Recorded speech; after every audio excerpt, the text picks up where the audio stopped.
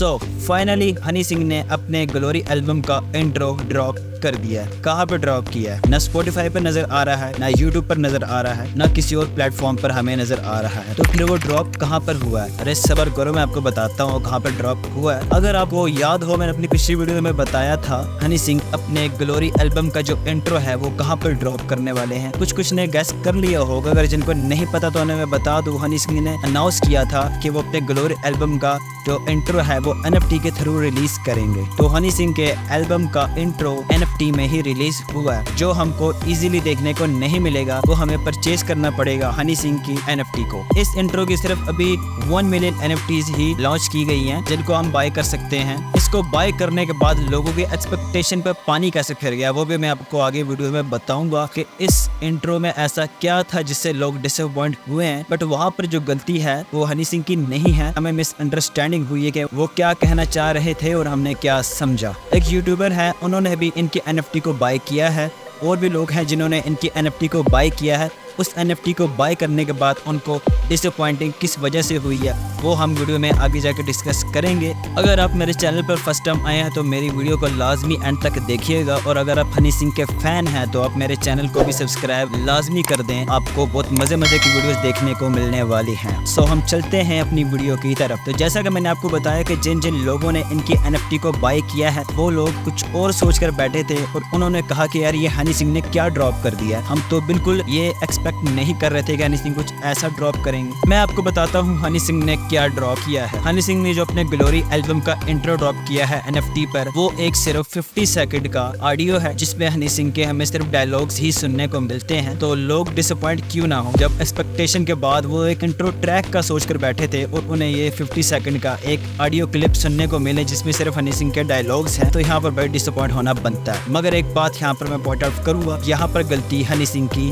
नहीं है। लोग हनी सिंह को ब्लेम कर रहे हैं, यहाँ पर गलती है हमारे समझने की। अगर आपको याद हो, हनी सिंह ने बोला था कि वो इंट्रो ग्लोरी का NFT में रिलीज करेंगे, तो इंट्रो बोला था, उन्होंने ये नहीं कहा था कि वो इंट्रो ट्रैक ड्रॉप करेंगे। उन्होंने सिर्फ इंट्रो बोला था, तो इंट्रो किसी भी तरह का हो सकता था। तो यहाँ पर हमारा जो ब्लेम करना हनी सिंह को है वो बिल्कुल भी ठीक नहीं है। हनी सिंह ने इंट्रो बोला था, ना कि इंट्रो ट्रैक। सो जिन लोगों ने NFT बाय किया है उन लोगों को लग रहा है कि उन्होंने ये पैसे जो हैं NFT को बाय करने में वो ज़ाया किए हैं, क्योंकि उनकी एक्सपेक्टेशन पर पानी फिरा है। तो उनको मैं यहाँ पर बताता चलूँ कि हनी सिंह ने इस NFT के बारे में बोला था कि वो हनी सिंह की तरफ से एक पीस ऑफ लव है अपने फैंस के लिए, जो कि एक NFT के तौर पर उनके पास लाइफ टाइम रहेगा। तो आप इसको अगर चाहे तो आगे सेल भी कर सकते हैं। ये नहीं कि आपको ये प्रॉफिट नहीं देगा, आपको ये प्रॉफिट ही देगा, क्योंकि NFT की जो वैल्यू है वो टाइम के साथ इंक्रीज होती है। तो आप आगे इसको सेल आउट भी कर सकते हैं। तो बट मेरा जो ओपिनियन है आपको तो ये है कि आप इसको सेल बिल्कुल भी मत करें, आप इसको अपने पास रखें as a Honey Singh fan होने के लिए, क्योंकि आपने इसे बाय किया है हनी सिंह के फैन होने की वजह से। इसकी वैल्यू आज तो आपको पता नहीं चलेगी, आपको इसकी कदर तब होगी जब आप हो जाएंगे 10-15 साल के बाद बूढ़े। तब आपको याद होगा यार हमारे पास हमारे एक लेजेंडरी सिंगर की NFT है जो हमने बाय की थी, और हम कितने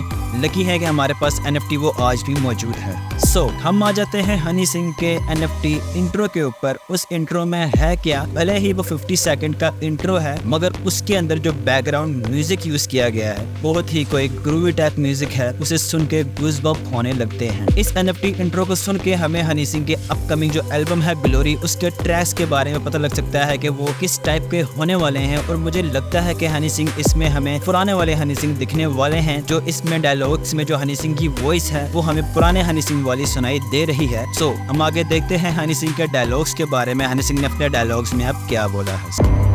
You can't achieve it. You can't win it. You can't earn it. Honey Singh ने इंट्रो में बोला है कि आप ग्लोरी को अचीव नहीं कर सकते, आप ग्लोरी को विन नहीं कर सकते, आप ग्लोरी को अर्न नहीं कर सकते। ये बस लिखी हुई है उसके लिए जो फाइट करता है, जो अपनी लाइफ में सेक्रीफाइस करता है अपनी फेवरेट चीजों को, ना कि उसके लिए जो अपनी लाइफ में बिल्कुल भी सेक्रीफाइस नहीं करता, बिल्कुल भी कोई भी कोशिश नहीं करता, उसको जो है ये ग्लोरी बिल्कुल भी नहीं मिल सकती। जब इस ग्लोरी एल्बम की हनी सिंह ने अनाउंसमेंट की थी तो ये उस टाइम एल्बम नहीं था, ये उस टाइम EP था, क्योंकि के इसके अंदर सिर्फ 5 सॉन्ग्स हमें देखने को मिलने वाले थे। टाइम के साथ साथ इस ईपी के अंदर 3 सॉन्ग्स ऐड कर दिए गए और ये ईपी से बन गया ग्लोरी एल्बम। हनी सिंह यहाँ पर भी नहीं रुके, हनी सिंह ने इस ग्लोरी एल्बम के अंदर टोटल 18 सॉन्ग्स इंक्लूड कर दिए हैं और ये हमें 18 सॉन्ग्स के साथ ही एल्बम देखने को मिलेगा। तो मैं आपको एक फैक्ट बताने वाला हूँ, हनी सिंह ने इस ग्लोरी एल्बम के लिए 38 सॉन्ग रेडी किए थे, 38 सॉन्ग्स, जी हाँ। तो उसके अंदर से सिर्फ ये 18 सॉन्ग ही सिलेक्ट किए गए हैं ग्लोरी एल्बम के लिए। तो जैसा कि हनी सिंह का पिछला एल्बम हनी 3.0, उसके अंदर हनी सिंह के काफी सारे ट्रैक थे जो हनी सिंह ने सिंगल्स रिलीज किए थे, जो कि काफी सारे ट्रैक उनके कमर्शियल ट्रैक्स की कैटेगरी में लाइक कर रहे थे। तो उस चीज की वजह से पब्लिक का जो रिएक्शन है वो काफी मिक्स्ड रिव्यू था, किसी को पसंद आया है और किसी को नहीं पसंद आया। सो उन सब चीजों को, उन सब कमी को हनी सिंह ने यहाँ पर फुलफिल किया है और ये जो ग्लोरी एल्बम होने वाला है ये हमारी एक्सपेक्टेशन पे पूरा उतरेगा। जैसा कि मैंने आपको बताया कि हमें इस एल्बम के अंदर हनी सिंह, पुराने वाले हनी सिंह दिखने वाले हैं, तो इसकी वजह से ज्यादा चांसेस है कि हनी सिंह के इस एल्बम के अंदर हमें हार्डकोर ट्रैक्स ज्यादा सुनने को मिलेंगे, क्योंकि पहले हनी सिंह हार्डकोर ट्रैक्स ही बनाया करते थे। तो अब काफ़ी सारे चांसेस हैं कि हनी सिंह की तरफ से हमें हार्डकोर ट्रैक्स ही मिलेंगे। लव सॉन्ग्स भी हमें मिलेंगे बट उससे ज़्यादा चांसेस हार्डकोर ट्रैक्स के हैं। तो जैसा कि मैंने आपको बताया हार्डकोर ट्रैक्स के बारे में, तो यहाँ पर हनी सिंह ने अपने इंटरव्यू में ये भी रिवील किया कि वो शॉर्ट्स लेंगे उन रैपर्स के ऊपर जो हनी सिंह को गालियाँ देते हैं, हनी सिंह को क्रिटिसाइज करते हैं। अब बताने की ज़रूरत नहीं है कि हनी सिंह किसके ऊपर शॉर्ट्स लेने वाले हैं, आपने सही गेस किया, हनी सिंह बादशाह के ऊपर शॉर्ट लेने वाले हैं। सो ये तो हमने गेस किया है कि बादशाह के ऊपर शॉर्ट लेने वाले हैं, क्योंकि हनी सिंह और बादशाह की ही बीफ कुछ टाइम पहले देखने को मिली है। सो एक और चीज़ मैं आपको यहाँ पर बताता चलो, इस एल्बम के जो लिरिक्स हैं उनको लिखा है लियो गरिवाल ने। अब आप लोग सोच रहे होंगे कि यार लियो गरिवाल ने इस एल्बम के लिरिक्स क्यों लिखे हैं, हनी सिंह ने इस एल्बम के लिरिक्स क्यों नहीं लिखे। इस चीज का भी जो आंसर है वो हनी सिंह ने दिया है। हनी सिंह ने कहा है कि लियो गरिवाल काफी टाइम से मेरे साथ लाइफ में है, उनको पता है मेरी लाइफ कैसी है, मेरी लाइफ में क्या मैंने खोया है, क्या मैंने पाया है, उन सबको इस चीज का बड़े अच्छे से अंदाजा है, वो मेरे बहुत करीब रहे हैं। अगर मैं लिखता तो वो भी सेम मैं इसी तरह ही लिखता, जो इस एल्बम में वो लिखा है उन्होंने, वो सारी मेरी ही कहानी है। अगर आपको पास्ट में लेकर चलूं, जैसे ब्रेकअप पार्टी में लियो गरिवाल हमें हनी सिंह के साथ नजर आए थे, ब्रेकअप पार्टी के जो लिरिक्स थे वो हनी सिंह ने ही लिखे थे। इन दोनों का जो कोलैबोरेशन उस टाइम पर था वो आपको पता है कितना हिट गया था। उसके बाद हनी 3.0 के अंदर भी इन दोनों के कोलैबोरेशन में कुछ ट्रैक्स थे जो लियो गरिवाल ने लिखे थे, और ये जो ग्लोरी एल्बम है इसको भी अब लियो गरिवाल ही लिख रहे हैं। एक और चीज़ यहाँ पर रह गई है जो मैं आपको बताना चाहता हूँ, जैसे मैंने आपको बताया कि इस एल्बम के अंदर हमें टोटल 18 सॉन्ग सुनने को मिलेंगे।